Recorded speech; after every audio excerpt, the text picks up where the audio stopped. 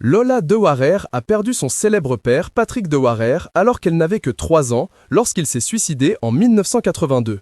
L'actrice n'a donc jamais réellement connu son géniteur. Une blessure qui reste à jamais ouverte, d'autant qu'elle a été privée de moult souvenirs de son père.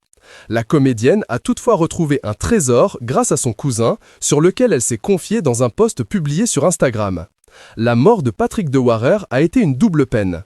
Elle n'a jamais pu le connaître et elle n'a que peu de souvenirs palpables de celui-ci.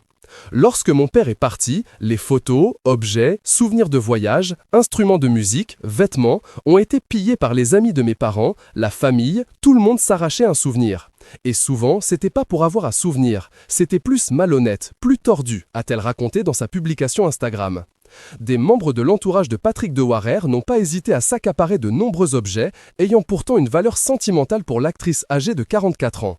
En fin de compte, à moi, il ne me restait plus grand-chose, jusqu'à la cassette du répondeur de mes parents, jusqu'à mon propre lit de bébé qui a été emprunté.